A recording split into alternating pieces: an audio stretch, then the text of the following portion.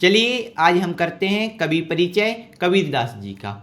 तो सबसे पहले शुरू करते हैं और हम आपको बता दें कि आपके पेपर में कैसे क्वेश्चन बनेगा इसका कि कबीरदास जी का जीवन परिचय लिखिए, या कुछ पॉइंट दिए होंगे कि उनका जीवन परिचय, रचनाएं, भाव पक्ष, कला पक्ष, साहित्य में स्थान, या तो डायरेक्ट दिया होगा कि कबीरदास जी का जीवन परिचय लिखिए। तो इस प्रकार से आपको पॉइंट बना बना के लिखना है जैसे हमने आपको बताया गया है। तो हम चलिए समझते हैं और आप नोट जरूर कर लीजिएगा, ठीक है ना। तो सबसे पहले पहला पॉइंट आएगा जीवन परिचय का। पहला पॉइंट क्या आएगा? जीवन परिचय का। तो कबीरदास जी का जन्म सन 1398 को काशी में हुआ था। कहाँ हुआ था उनका जन्म? काशी में हुआ था। और किस सन में हुआ था? 1398 को, ठीक है ना। इनके गुरु रामानंद जी थे, यानी जो अपने कबीरदास जी हैं उनके गुरु कौन थे? रामानंद जी थे। इनकी विधिवत शिक्षा नहीं हो पाई थी, परंतु सत्संग, पर्यटन तथा अनुभव से उन्होंने ज्ञान प्राप्त किया था। यानी उन्होंने ऐसा नहीं कि किसी विद्यालय में जाके अपनी शिक्षा प्राप्त की हो, या किसी कॉलेज में जाके, या कैसे भी आश्रम में जाके पढ़ाई की हो। उन्होंने क्या किया था, उनकी अच्छे से शिक्षा नहीं हो पाई थी बचपन से ही, लेकिन उन्होंने जब ऋषि मुनियों की कथा वगैरह होती थी, जब है ना सत्संग वार्ता होती थी, तो वहाँ बैठते थे, तो जो संत ऋषि मुनि देते थे उनको बताते थे कि ऐसे ऐसे जीवन में ये होता है, ऐसा करना चाहिए, ऐसा नहीं। तो इस प्रकार से उनके अनुभव से, उन सत्संग की, संतों की वाणी से सुनकर उनको क्या हुआ? ज्ञान प्राप्त हुआ था।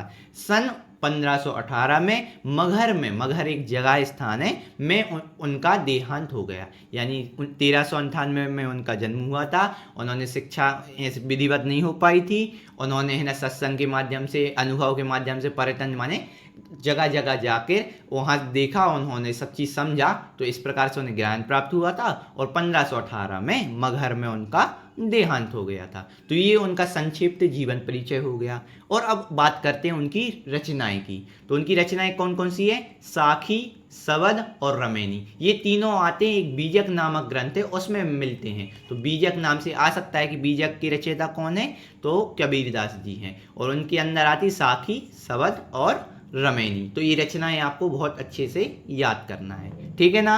आगे बढ़े। अब बात करते हैं भाव पक्ष के बारे में। मानो उनकी भावनाएं कैसी थी, उनकी सोच विचार कैसे थे, कैसे वो सोचते थे, क्या सोचते थे, तो उस पर अपन चर्चा कर रहे हैं। तो कबीरदास जी निर्गुण काव्य धारा के ज्ञान मार्गी शाखा के कवि थे। जो काव्य धाराएं होती ना, सगुण भक्ति धारा, निर्गुण भक्ति धारा, तो वो निर्गुण के थे। और ज्ञान मार्गी शाखा के माने वो कर्म से और है ना ज्ञान से, अपने है ना बुद्धि विवेक से प्रभु को पाना चाहते थे। यह अत्यंत उदार, निर्भय, सदगृहस्थ संत थे। यानी बहुत उदार थे, निर्भय थे, और साथ ही साथ सदगृहस्थ थे। मतलब उनने अपना विवाह किया हुआ था, माने वो विवाहित थे, माने गृहस्थी में बंधे हुए थे, लेकिन तो भी गृहस्थी में बने हुए भी वो संत की भांति उनने अपना जीवन व्यतीत किया। उन्होंने ईश्वर के नाम पर चलने वाले हर तरह के पाखंड, भेदभाव और कर्मकांड का खंडन किया। माने जो कई लोग करते हैं ना, ईश्वर के नाम पे पैसा वसूल करते, या ईश्वर के नाम पे कहते कि भैया ये भगवान है, ऐसा ऐसा करो, ऐसे पैसे चढ़ाओ तो आपको ये मनोकामना पूरी होगी। तो माने इस प्रकार से वो क्या करते थे? पाखंड का, और है ना किसी भी सांप्रदायिक जाति का भेदभाव ना, कि तुम हिंदू हो, कि तुम मुसलमान हो, कि तुम सिख हो, कि तुम ईसाई हो, माने धर्म से भी भेदभावना से रहित काम करते थे। माने वो ये नहीं कहते थे कि ये धर्म के अलग धर्म के हैं या ये अलग धर्म के हैं। माने उन्हें धार्मिक भेदभावना बिल्कुल नहीं थी। और वो ईश्वर के नाम पे चल रहे पाखंड को रोकना चाहते थे, माने उनका विरोध करते थे कि भैया कहते हैं कि है ना ये काम करवा लो, ये माने यहाँ यज्ञ करो, ऐसा करो तो तुम्हें है ना क्या मिलेगा, ये पुण्य मिलेगा, या फिर ये काम बन जाएगा। तो माने इन सब से वो इनका विरोध करते थे। समझ में आया। इसके बाद इन्होंने अपने काव्य में धार्मिक और सामाजिक भेदभाव से मुक्त मनुष्य की कल्पना की थी। यानी इन्होंने अपने काव्य में जो साहित्य लिखा था ना, पद्य वगैरह लिखे थे, उसमें धार्मिक और सामाजिक भेदभाव, यानी धर्म के हिसाब से कि भैया तुम हिंदू या तुम मुस्लिम हो, तो इसके भेदभावना से दूर रिया। उनने सामाजिक भेदभाव की बात करें तो समाज में कि तुम दलित हो, या तुम उच्च वर्ग के हो, या निम्न वर्ग के, इससे कोई मतलब नहीं है उनको। वो तो बोलते हैं कि मनुष्य सब समान है, सब एक जैसे, और सबको जीने का अधिकार है, और सब निर्भय होकर जिए, किसी प्रकार की भेदभावना ना रखें। तो ये सब उनके कैसे थे? भाव। तो ये आ जाता है पूरा किसमें? भाव पक्ष में आ जाता है, ठीक है ना। आगे बढ़े। अब बात करते हैं कला पक्ष के बारे में। वो तो भाव हो गई, मैंने उनकी भावनाएं कैसी थी। अब बात आती है कला पक्ष की। यानी कला पक्ष यानी क्या होता है कि उनने उनकी लेखन शैली कैसी थी, उनने कैसे पद्य लिखे, कैसे काव्य लिखे, कैसा साहित्य लिखा, उसके विषय माने उसके विषय में आता है जो वर्णन करना पड़ता है, वो आता है कला पक्ष में। तो कबीरदास जी की भाषा की सहजता ही उनकी काव्यात्मकता की शक्ति थी। यानी उनकी जो भाषा होती थी, माने जो वो पद्य लिखते थे, दोहा छंद वगैरह, माने जो भी साहित्य लिखते थे, उनकी भाषा बहुत सरल थी। आसानी से अपन अगर पढ़ेंगे ना तो आसानी से अपन को समझ में आ जाएगी। तो सबसे बड़ी उनकी शक्ति माने उनके साहित्य की सबसे बड़ी शक्ति क्या थी? भाषा की सहजता। माने बहुत सरल भाषा में वो अपने साहित्य लिखते थे, माने अपनी किताब वगैरह क्या करते थे, अपने है ना सरल भाषा में लिखते थे ताकि सबको समझ में आ जाए। इनके काव्य में स्वभावतः अलंकारिकता आ गई। माने जो अलंकार होते हैं ना शब्दों में, माने अपन है ना अलंकारों का प्रयोग करते किसी भी गद्य या माने पद्य में, तो अलंकार का उपयोग स्वभावतः आ गया था, माने अपने आप आ गया था। उन वो लिखते थे ना तो उसमें अलंकार की छटा दिखती थी।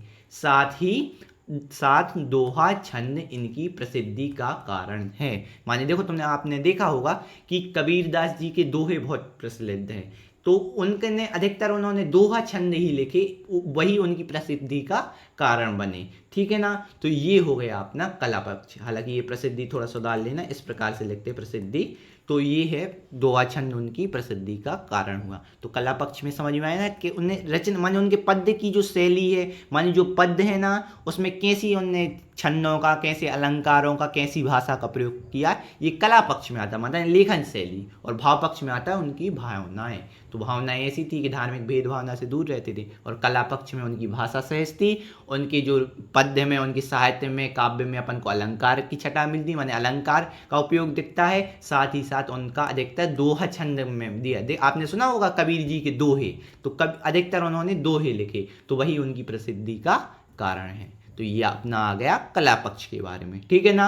आगे बढ़े। अब बात करते हैं साहित्य में स्थान। अंतिम पॉइंट लिखेंगे साहित्य में स्थान। तो कबीरदास जी समाज सुधारक एवं युग निर्माता के रूप में सदैव स्मरण किए जाएंगे। माने किस प्रकार से स्मरण किए जाएंगे कबीरदास जी? समाज सुधारक, माने समाज को सुधारने के लिए उन्होंने कई अपने दोहों के माध्यम से, अपने साहित्य के, अपने काव्य के माध्यम से उन्होंने बोला कि समाज को किस प्रकार सुधारना चाहिए। माने भेदभावना नहीं करनी चाहिए आपके लिए, धार्मिक माने धर्म के ऊपर अपन को भेदभाव नहीं करना चाहिए कि ये इस धर्म का है, इस धर्म का है, या ये दलित है, या ये उच्च वर्ग का है, या निम्न वर्ग का है, या फिर किसी भी प्रकार का माने धार्मिक या सामाजिक भेदभावना नहीं रखना चाहिए। तो इस प्रकार से समाज सुधारक के रूप में तथा युग निर्माता, माने अच्छा युग आए। वो क्या सोचते थे कि अच्छा युग आए, अच्छे लोग रहें और सब अच्छे से पूजा पाठ कर्म करें, लेकिन है ना कोई भी भेदभावना ना रखें। ये इस प्रकार से उनके काव्य में निहित उपदेश और संदेश के आधार पर नवीन समन्वित एवं संतुलित समाज की संरचना है।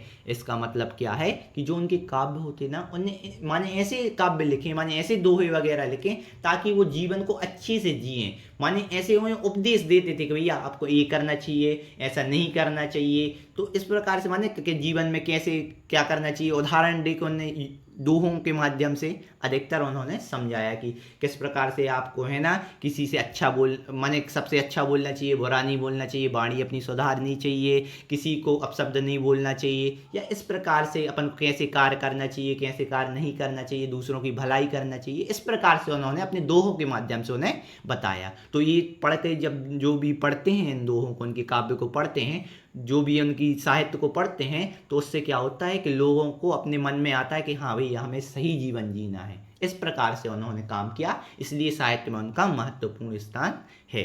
तो ये हो गया पॉइंट हो गया साहित्य में स्थान। तो इस प्रकार से अपन ने कवि परिचय को डिटेल में पढ़ा। कभी भी आपके पेपर में कवि परिचय है, जैसे मान लो अगर कबीरदास जी का कवि परिचय है तो सबसे ऊपर डालेंगे अपन कैसे लिखना पेपर में। अब देखो ऐसे पेपर की कॉपी होती है, तो यहाँ डालेंगे कवि परिचय। सबसे पहले क्या डालेंगे? कवि परिचय, और यहाँ लिखेंगे कबीरदास जी। माने कबीरदास जी का लिखना है तो कबीरदास जी, ये लिख दिया अपन ने कबीरदास जी। यहाँ एक लाइन बनाई, ये बताया कि अपन कबीरदास जी का जीवन परिचय लिख रहे हैं। ठीक है ना। अब देखो सबसे पहला पॉइंट लिखेंगे अपन जीवन परिचय। क्या लिखेंगे? जीवन परिचय लिखेंगे, और यहाँ डैश लगा के अब उनका जीवन परिचय अपन ने बताया। देखो पहला पॉइंट पहली स्लाइड में हमने बताया था ना कि इस प्रकार से करना है। इसके बाद अपन को करना है भाव पक्ष। भाव पक्ष लिखा, भाव पक्ष में सॉरी एक मिनट, भाव पक्ष के पहले अपन लिखेंगे रचनाएं उनकी। क्या लिखेंगे? महत्वपूर्ण, देखो ये पॉइंट बाई पॉइंट लिखना बिल्कुल लाइन से। सबसे पहले जीवन परिचय लिखा, उसके बाद रचनाएं लिखी, फिर अगला पॉइंट भाव पक्ष का, फिर भाव पक्ष लिखा, फिर उसके बाद कला पक्ष का। किसका लिखेंगे? कला पक्ष का। तो कला पक्ष अपन ने लिखा, इसके बाद लास्ट में लिखेंगे साहित्य में स्थान, साहित्य में स्थान। इस प्रकार से ये पूरे पॉइंट बाई पॉइंट हो गए। लगभग ये है ना, कई अपने बोर्ड के ऊपर रहता है कि किस प्रकार, किस बोर्ड में आप पढ़ रहे हैं और कहाँ आपको लिखना है, तो उस हिसाब से नंबर बटे होते हैं। तो इस प्रकार से आप लिखेंगे तो आपको अच्छे से पूरे में से पूरे नंबर ही मिलेंगे। तो इस प्रकार से आपको लिखना है, ठीक है ना। इसी प्रकार अपन इस प्ले लिस्ट में कवि परिचय लाते रहेंगे। व्याकरण, इसके बाद अपन व्याकरण समझेंगे और सब ऐसा करते रहेंगे, तो जिससे आपको क्या होगा कि सब विषय में और अपन को है ना अच्छे से, कोई भी दिक्कत होगी, कोई भी परेशानी होगी तो आसानी से अपन समझ लेंगे, ठीक है ना बच्चों। तो फिर अपन मिलते हैं अगले लेक्चर में, अगली वीडियो में। तब तक के लिए थैंक यू, धन्यवाद।